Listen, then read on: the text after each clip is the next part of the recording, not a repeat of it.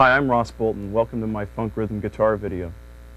You know, the word funk gets used a lot to describe all sorts of music, but the true funk music period began in the 60s with a guy named James Brown and his musicians. And then it evolved through the 70s and then kind of faded away in the late 70s when disco became popular. But you know, during that time there were a lot of bands playing some incredible grooves. And one of the great things that emerged out of that time was an innovative style of rhythm guitar playing that we're going to talk about today. The difference between funk rhythm guitar playing and other guitar playing of that period is that instead of the emphasis being on long extended solos and heavy guitar riff type tunes, the idea with funk rhythm guitar is to find a part that blends in with the rhythm section, almost making your part invisible but adding to the whole of the groove. So we're going to try to capture the essence of that in this video. We're going to start with basic techniques. We'll do a lot of different guitar parts that show contemporary styles and traditional styles as well. We'll start out simple and we'll get really advanced. But basically we're just going to turn you into a burning, churning funk rhythm machine. Anyway, I hope you enjoy the video. I hope you get a lot out of it. Let's get started and tuned up. Here's an E.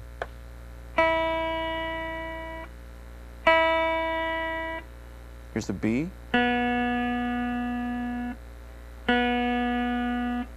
G.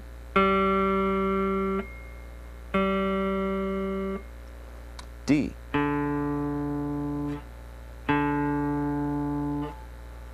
A.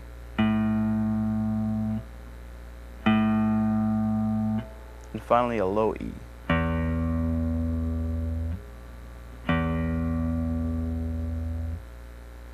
Okay, before we go on and talk about basic technique, let me mention one thing, and that's that you need to develop a good internal sense of time. And one of the best ways I can think of to do that is every time you sit down to play or practice, you need to practice with a metronome or a drum machine. And if you have a drum machine, set it up to a basic pattern like this one, where the bass drum's on 1 and 3, the snare's on 2 and 4, and the hi-hat's just hitting straight 8th notes. Now the reason for that is you're going to be playing 16th note patterns. And some of them are going to get quite complicated. And whether you're playing straight 16ths or swing 16ths, a simple pattern like that won't get in your way. Now speaking of 16th notes, most funk music is based on a 16th note subdivision. Now what that means for us as guitar players is we're going to be scratching with our right hand constant 16th notes. Now that's 2 up and 2 down strokes for every beat of music. We start with a downstroke. Now when I count, you'll notice I'll have a downstroke lining up with a count like this. 1, 2, 3, 4, 1, 2, 3, 4. Now I know that looks very simple, but there's a lot of little things about that you need to know. So let's start with some basic right hand technique. Okay, the key word here is loose. Everything should be loose. Your arm is loose, your wrist is loose, your hand is loose. I call it having a drunk wrist. And the exaggerated hand motion is kind of like you're trying to shake water off the end of your hand. Now you'll notice through the video when I play, I keep my fingers kind of dangling loosely here. You may have your fingers cupped in like that. That's okay. Either way is fine, as long as you don't have anything fixed to the guitar, like your fingers fixed to the pick guard or your wrist fixed to the bridge. You don't want that. You want a full floating motion with your hand over the top of the guitar. Like that. The only tension at all is just enough to hold the pick in place. And speaking of that, a lot of my students at GIT, when they first start this technique, this funk technique, a lot of them complain about the pick slipping around either one way or another. And I find that the most common reason for that is that they don't have the pick flat to the strings. If you're stroking the guitar and your pick isn't flat to the strings, if you have an angle, it's going to slip this way, or if you angle it that way, it's going to slip the other way. Keep your pick flat to the strings. And the last thing I'd like to mention is one of the most common problems for having a good sound is that people drag their pick across the strings. When you're playing this kind of music, you want a tight sound. If you drag your pick, it tends to sound sloppy. So hit the strings as if, almost as if you're hitting them all simultaneously.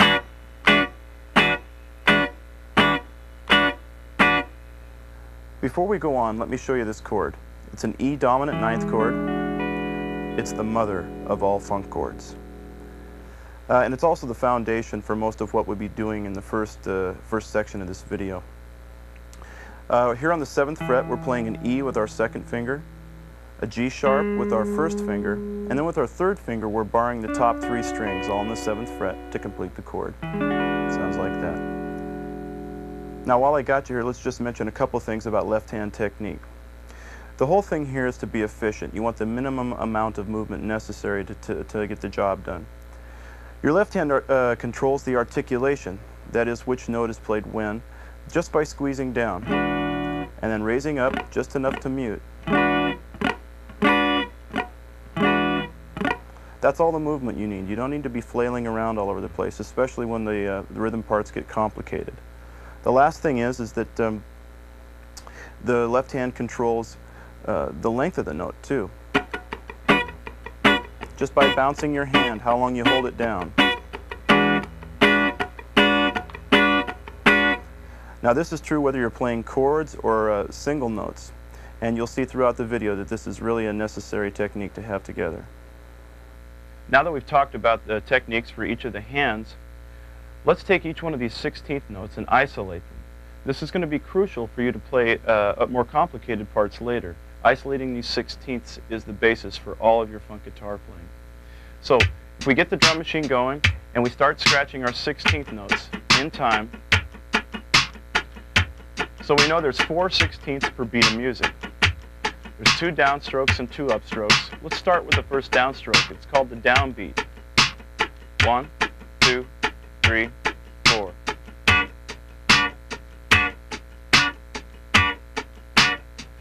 This is probably the easiest one. It lines up with the bass and the snare. It's a downstroke. The next downstroke is called the upbeat. It's the 3rd 16th, and it sounds like this. 1, 2, 3, 4.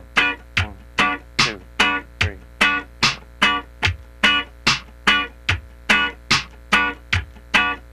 Now let's go on to the upstrokes. There's 2 upstrokes, the 2nd and the 4th 16th. Now our tendency is to rush these a little bit. Here's the 2nd one. 1, 2, 3, 4. 1.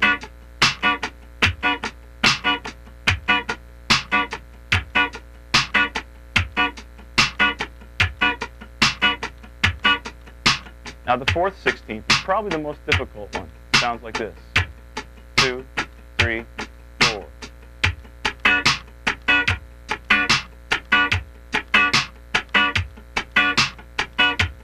Notice it falls right before the drums.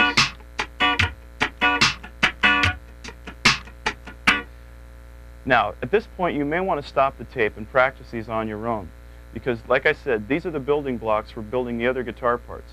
So if you're ready, let's combine a few of these attacks into a classic, traditional sort of rhythm guitar part. 1, 2, 3, 4.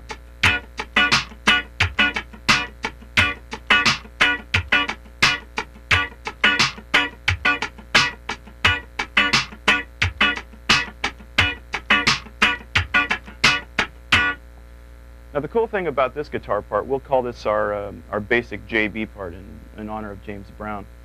The cool thing about this guitar part is that it takes all 4 of those attacks and spreads them out over a bar to make a very cool rhythm pattern. Let's go in and take a little closer look at this at a slower tempo. Let's start scratching with our right hand. Line up with the drums. Before we play the part, make sure with your left hand you squeeze nice short attacks. Keep the sound tight. Your right hand is loose, flat against the strings. 1, 2, 3, 4.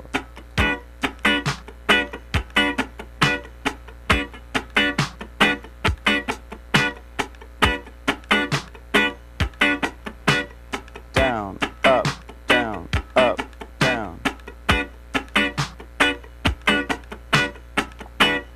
Okay, let's take it up tempo now. 2, 1, 2, 3, 4.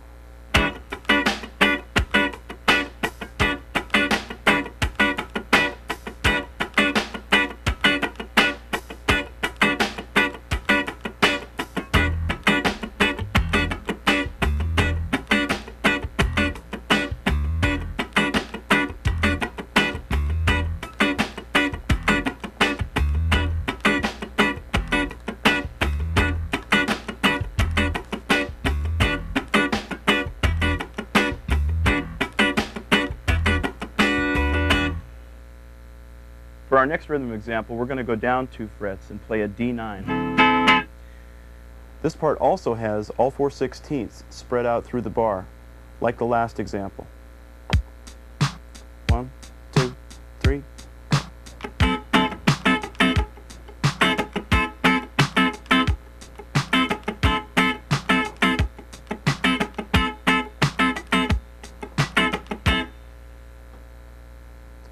Now let's slow it down and take a closer look.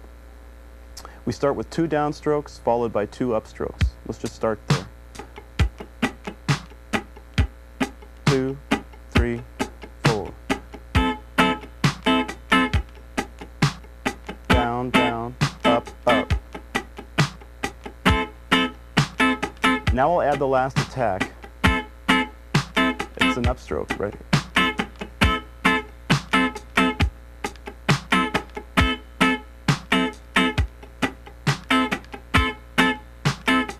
Don't rush this last one. Okay, let's take it up tempo now. 1, 2, 3, 4.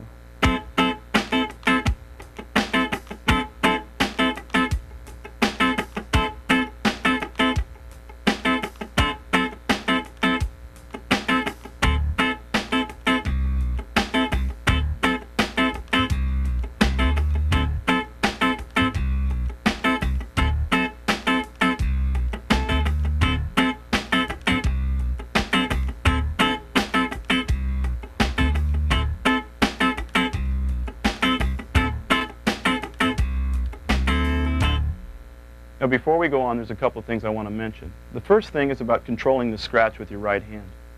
Now this last part you played, you may have played it scratching the whole way through, and it sounds like this.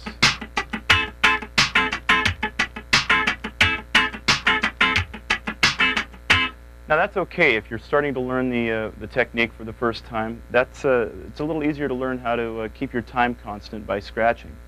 But as you go on and you develop as a player and you play the examples in the video, you want to be able to play it without the scratch as well. So I'll play the same part now without scratching, but notice I keep my right hand moving the whole time to keep my time together.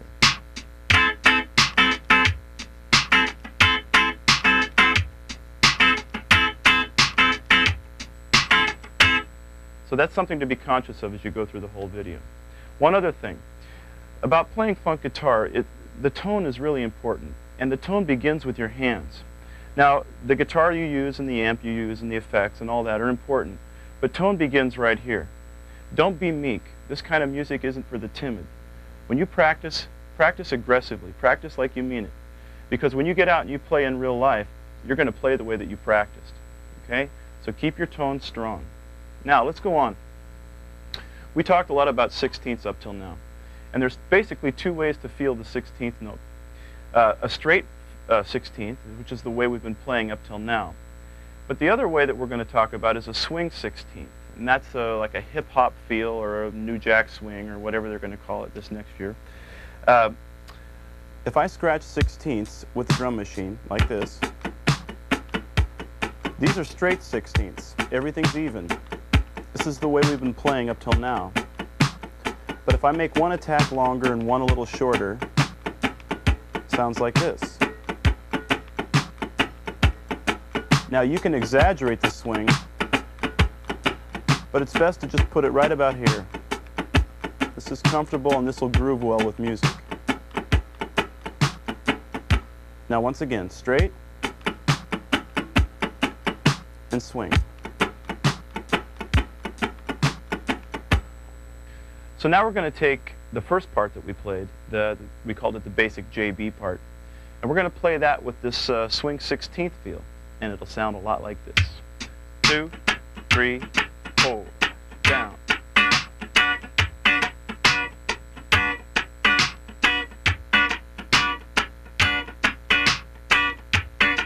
Play along, down, up, down, up, down, down, up, down, up. One more time.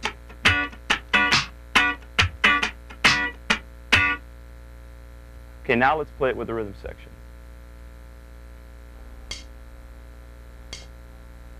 1, 2, 3, 4.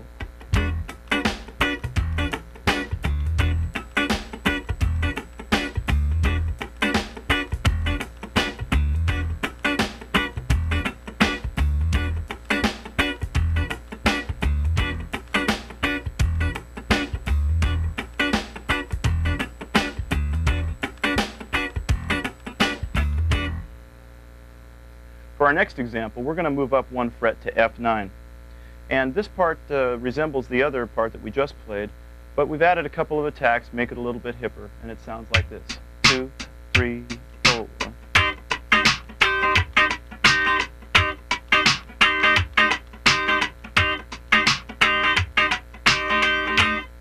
So let's slow it down and move in a little closer and take a look.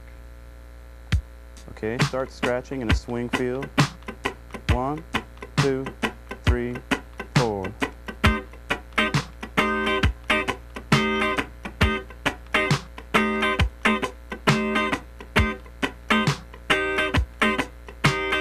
Down, up, double, up.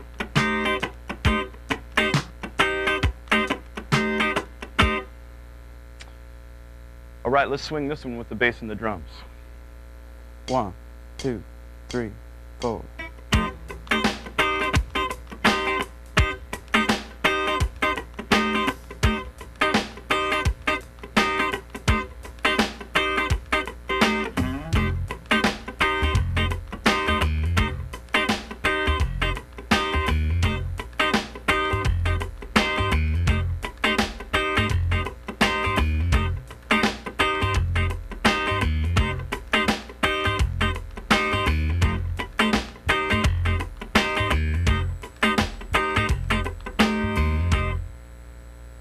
Up to now, we've been playing rhythm parts that have short attacks, but now let's play a rhythm part that has a little bit longer tone with the left hand. Now the way we do that is we hold down with our left hand and float our right hand to get the longer tones. It kind of sounds like this.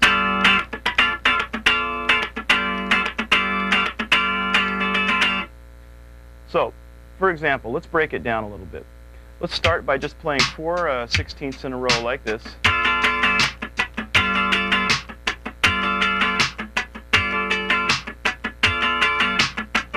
We're going to take the same idea. We're going to hold down our left hand. After we play the first attack, we're going to float our hand a couple of sixteenths and then hit an upstroke. And it'll sound like this.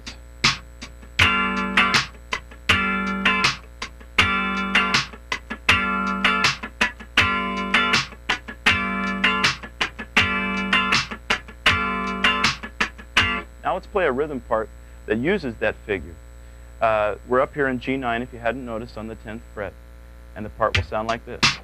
1, 2, 1, 2, 3, 4.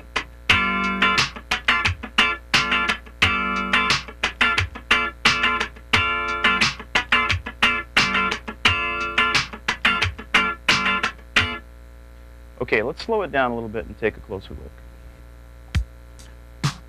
Let's just start scratching now. Now at the beginning of the part, there's that long tone, and you're going to want to stop your hand, but keep it moving. 2, 3, 4.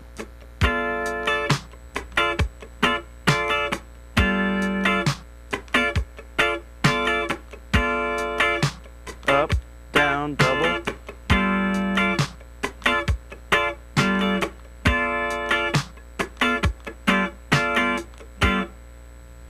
Okay, here we go with the bass and the drums. 1, 2, 3, 4.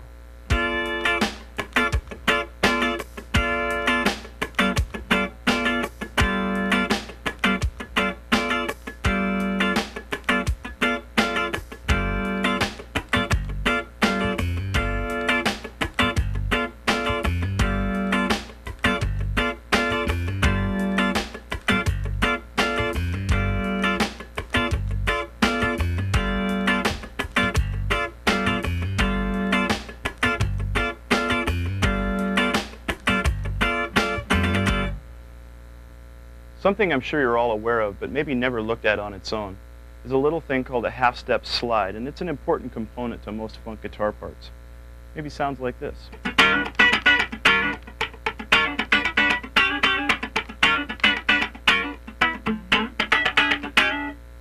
Now on its own, we're right here in E9 on the 7th fret. We're going to approach it from a half step below, E flat, and on its own sounds like this. Now we're floating the right hand on the 2nd 16th. That's where we make the slide. It's important to slide in time on the upbeat.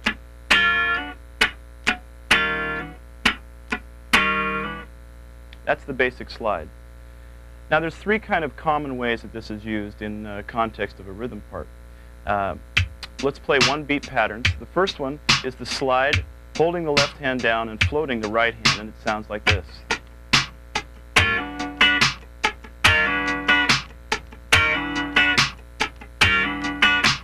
Now if we bring the right hand down and scratch the whole way, it sounds like this.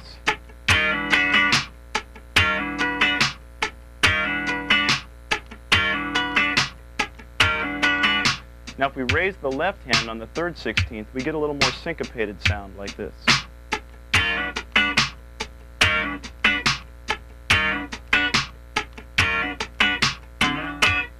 Now you may want to stop the tape and check these out on your own. Now, up to this point, we've only been using this one voicing of a ninth chord. In the next section after this, we're going to be going over a lot of different shapes for funk chords. So hang in there, believe me, we're going to play more than just this. And if you've had a lot of experience playing this type of music before, I realize these are all basic fundamentals we're going over now. But just like basketball players do, you need to look at your fundamentals regularly. Okay. Now let's go on, and we'll use this floated right hand and the half-step slide, and we'll put it into some rhythm guitar parts. This first one is in E9. What a surprise. It's a little faster, it's got a swing feel, and it's got a slide in it. It's kind of based on the original JB part that we played at the beginning of the tape. Here goes. 2, 1, 2, 3, 4.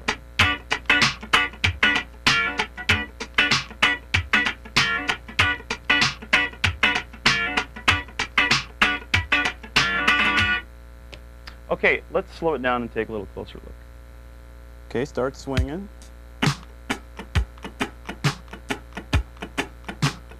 One, 2, 3, 4.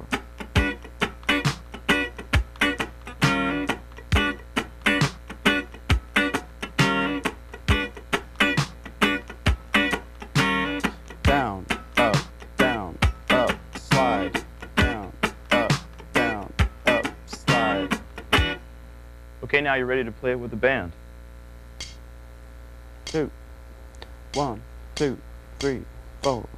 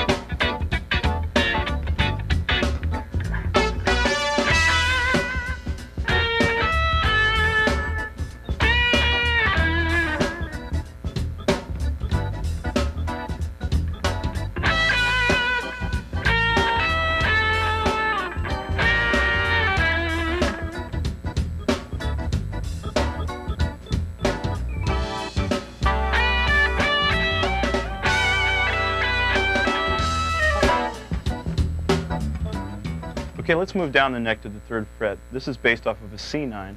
There's a couple of half-step slides in this. It's a straight feel. Sounds like this. 2, 1, 2, 3, 4.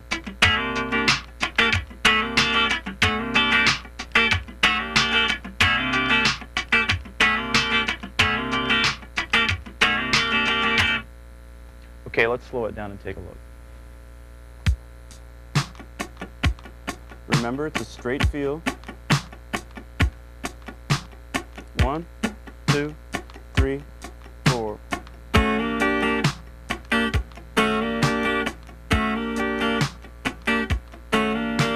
Slide, up, slide.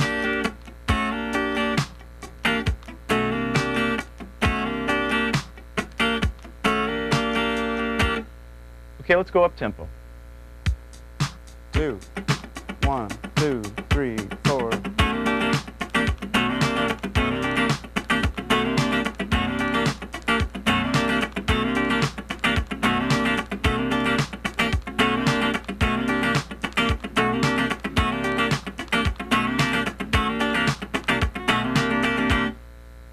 Okay, let's move up to D9 now. This is also a straight feel. This one is a little different. It starts on the and of one rather than on the downbeat.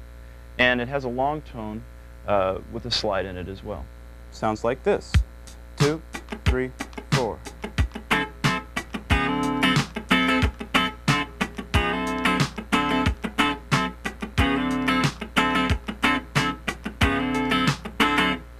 Okay, let's slow it down. You want to keep track of where 1 is. 2, 3, 4, 1. 1. 1. 1. Okay, let's take it up tempo now. 1, 2, 3, 4.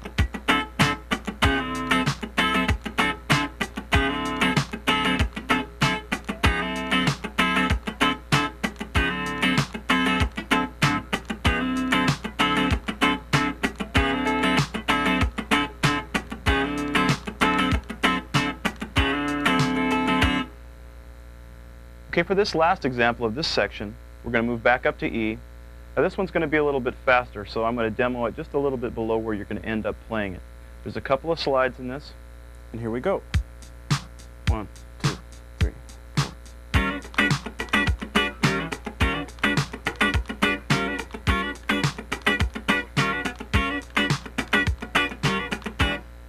Okay, let's slow this down. There's a slide right at the beginning on beat 1 and on beat 4. 2, 3, 4. Slide, up, up, down, slide. Slide, up, down, slide.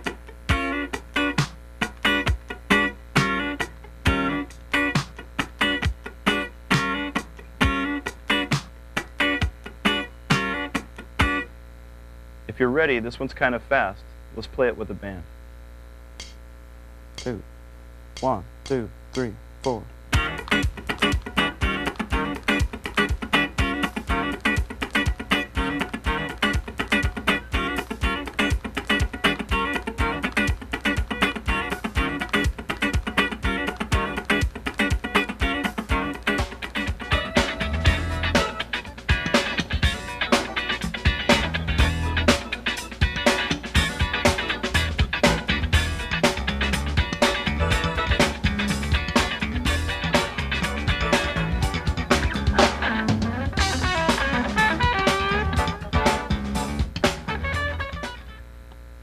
Okay, we've been talking about basic technique with the right and the left hand and getting them to play together. Now let's go on and let's talk about some chord voicings. Now, when I say chord voicing, I mean the order of the tones from the scale in which the chord appears on the guitar. But you need to have a good understanding of the fretboard, and that starts from knowing a few different chord shapes. Now, the ones that I'm going to show you, and they're not all the possible chord shapes on the guitar, these are just practical, common funk chords on the top 4 or 5 strings of the guitar. Now remember also, these are movable shapes, so that when you learn one of these patterns from the chords that I show you, feel free to move it around into other keys. Okay, now most funk music comes from one of 2 families, harmonically speaking. Either dominant, which is a blues-sounding harmony, or minor. There are also some in major keys, but the 2 biggest areas are dominant and minor, and those are the ones we're going to cover in the video.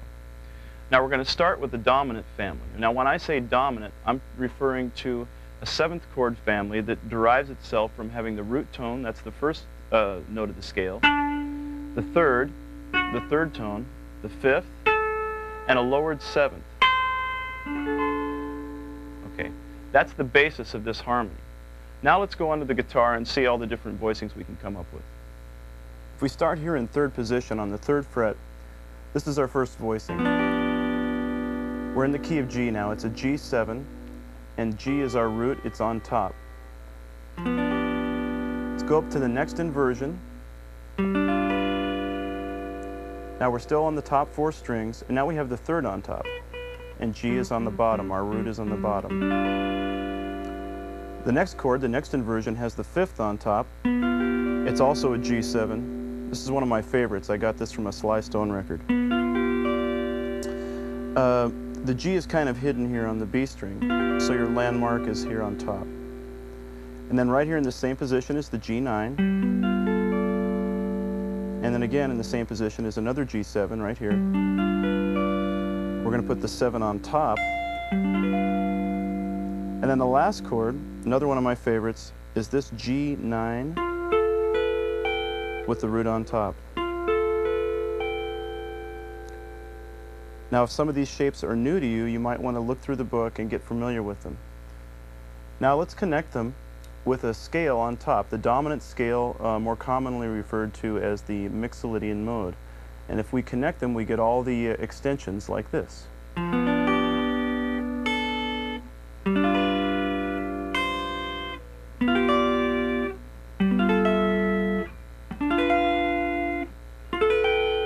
One more time.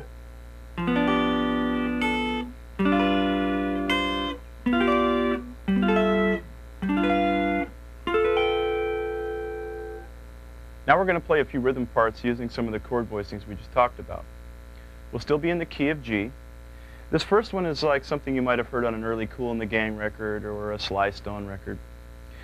It uses this chord right here with a 5th on top. I think it was the 3rd chord that we went over. And it also uses this G9, our old friend. We put our little finger up here on the 12th fret. That's the 13th, so now what we have is a dominant 13 chord. Okay, the part has a slight little swing to it and goes like this. 3, 4.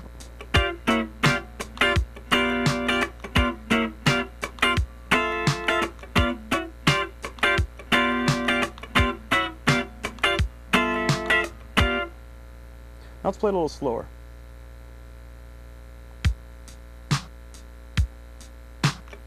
Start scratching the swing. Go down 1 fret and then back, like this. Like that.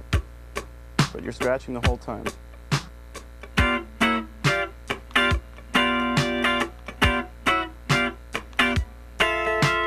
Down, down, down, up. Down, down, down, up.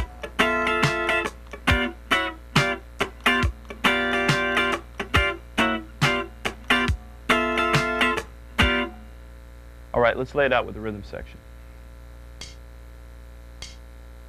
1, 2, 3, 4.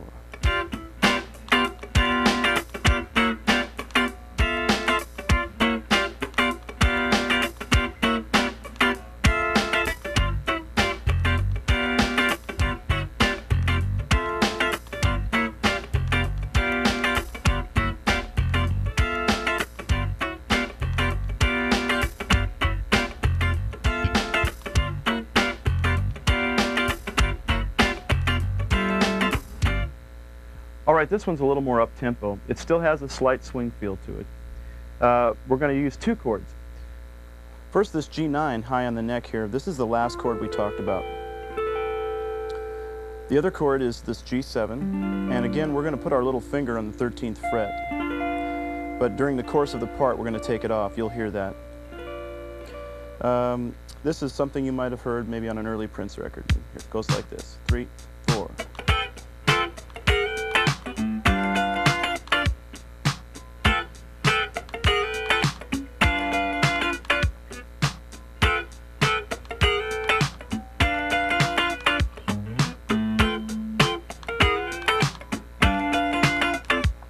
Play it a little bit slower.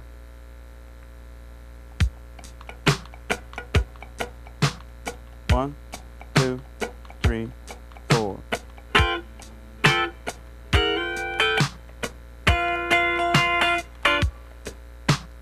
Down, down, slide. Lift your little finger. One more time.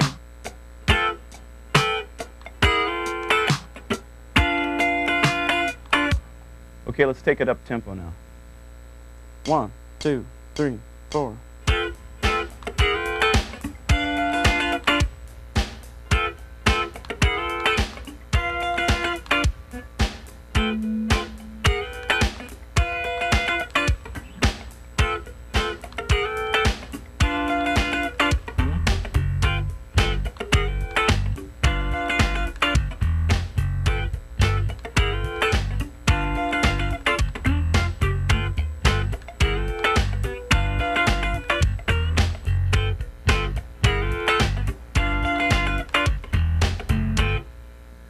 Okay, this example is a bit slower. We're going to move down into 5th position.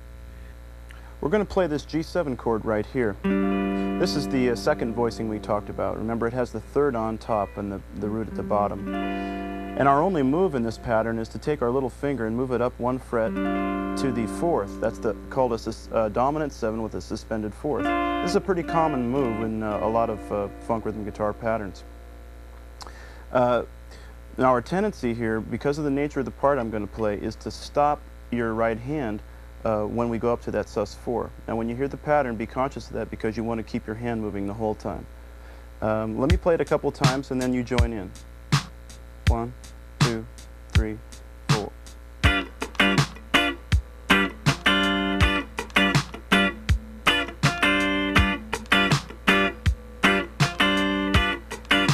Straight 16ths.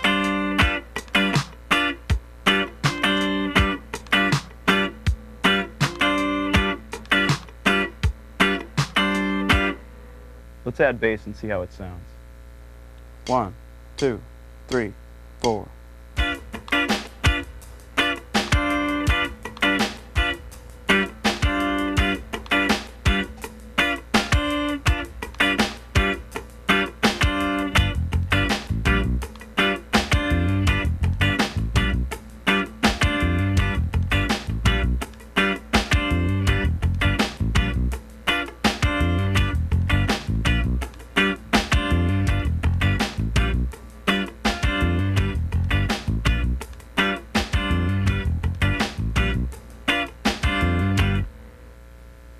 Now, a common dilemma for rhythm guitar players is what do you do when you're vamping on one chord for a long period of time?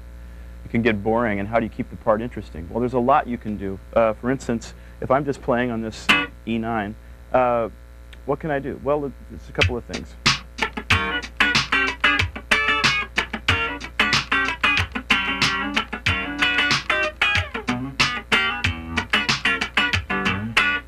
Okay, now I'm just doing little things like slides, chord fragments, different voicings to keep the part interesting. Now, that's a lot more than you would do when you were playing a song, but it gives you an idea of your options. Now, the first part I'm going to play, or the next couple parts I'll play, I'll be using the E9 chord with some chord fragments. The first chord fragment, or interval, is this tritone. When I say tritone, it's the interval of a flatted 5th, and the 2 notes that I'm using are the flat 7 and the 3rd from an E7 chord. That's a D and a G sharp. And I'll be moving into that from a half step below. The part sounds like this. 3, 4.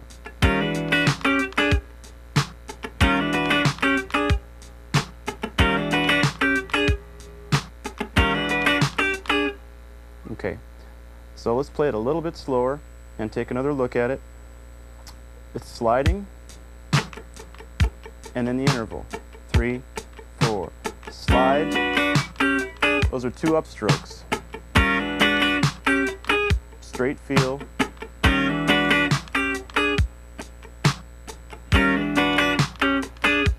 Great. Now to that part we're going to add the same interval, only we're going to take this upper note, the G sharp, and play it an octave lower down here. We'll keep the D the same. So we play that part, and then we add 2 downstrokes, and that part sounds like this. 3, 4.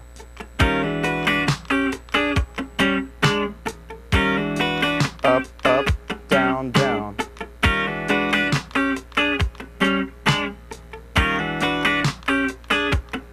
One more. Okay, now let's play the whole part with the rhythm section. 1, 2, 3, 4.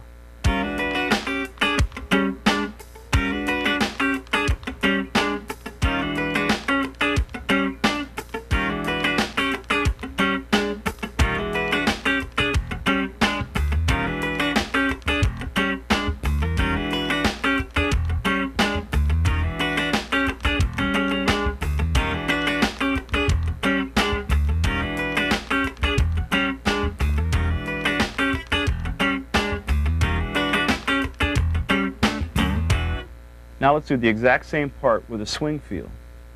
1, 2, 3, 4.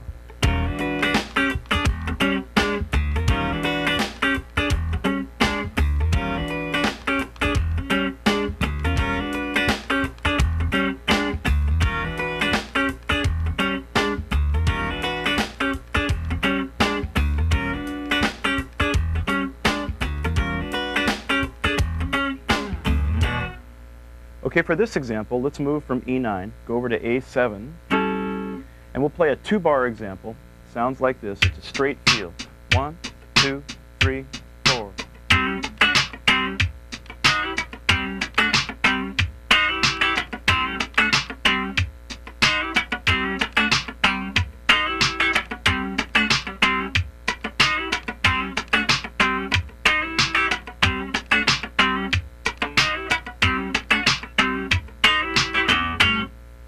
All right, now let's break this down. This rhythm pattern is based around this A7 chord voicing right here. It's the same as the first chord that we went over, but it was down in G then. Okay, the pattern starts here by barring the first 4 strings with our index finger, and then hammering on with our second finger to the major third. The next move is to take our third finger and bar the second, third, and fourth strings on the 7th fret, and then go back and hammer again, so it sounds like this. Okay, down, up, down. The next part of this pattern is based around this chord voicing. It's the second one we talked about. It has a third on top. But we're just going to play the top 3 strings, so we'll move our fingers around and play this chord shape with our first, second, and third fingers. Now we just slide into that chord. So the whole first bar sounds like this.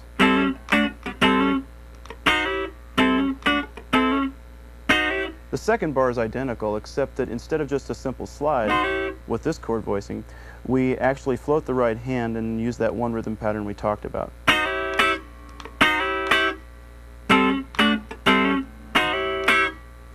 Let's play the whole pattern slowly now. 1, 2, 3, 4.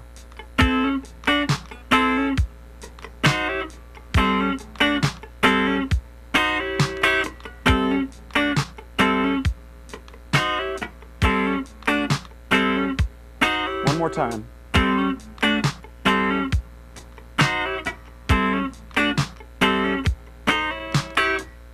All right, let's do it up. 1, 2, 3, 4.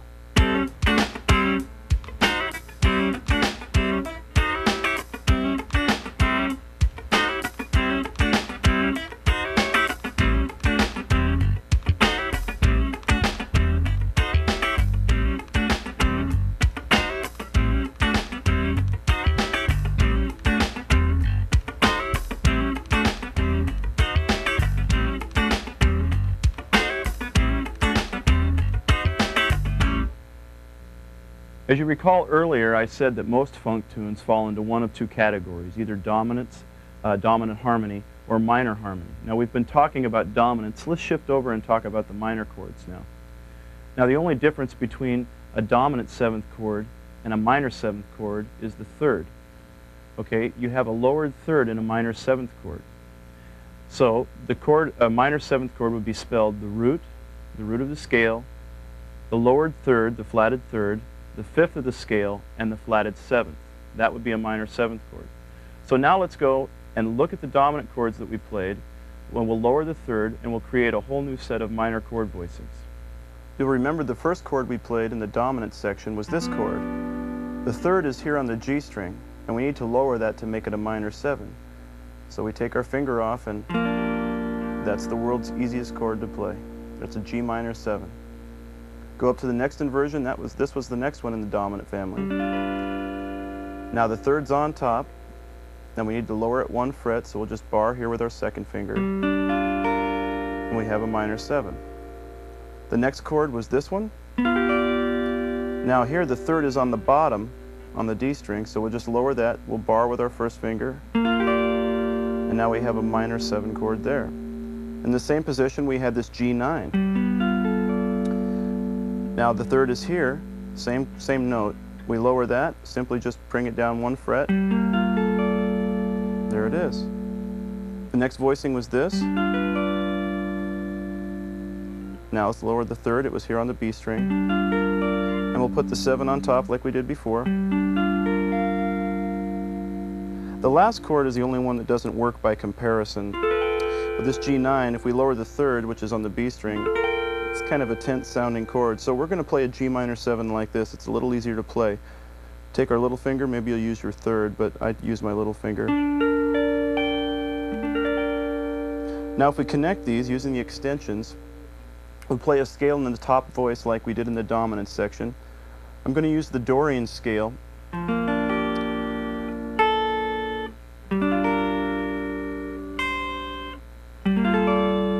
Now, that's the note that makes it Dorian. We want the major 6 with the minor chord.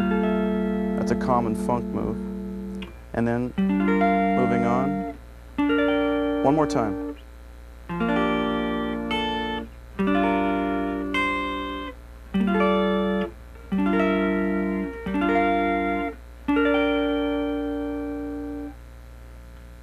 Okay, for our first example in this minor chord section, we're going to play a part that's a little up-tempo, has a little swing feel to it, and we're going to play it in 2 different places on the neck. It's the same part in 2 different octaves. And here we go. 2, 1, 2, 3, 4.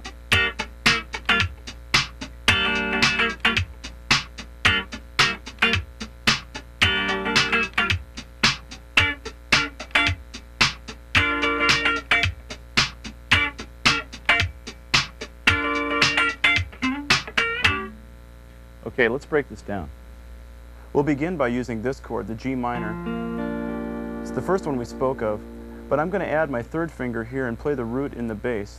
Now the move here is with your little finger, you place it on the 5th fret playing an E, that's a major 6th over this minor chord, or a 13, and then you move it up another fret to the minor 7.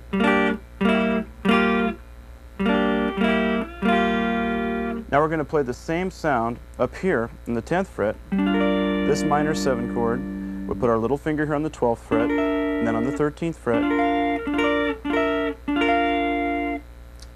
All together it'll sound like this. 1, 2, 3, 4.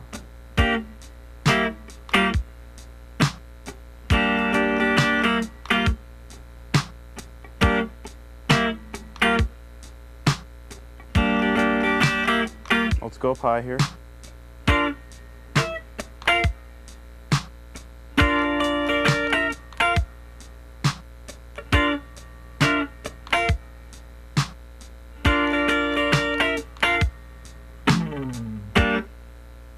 All right, now let's play it up tempo with the rhythm section. Remember, we're playing it 4 times low and then 4 times high. Here we go. 1, 2, 3, 4.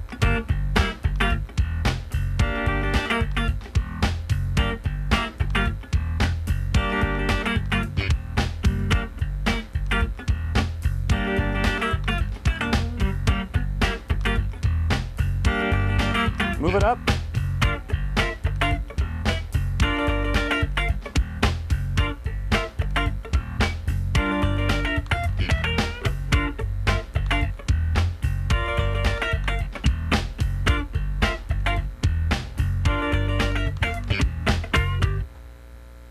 Okay, here's another 2-bar example. It's got a straight feel. It sounds a lot like this. 2,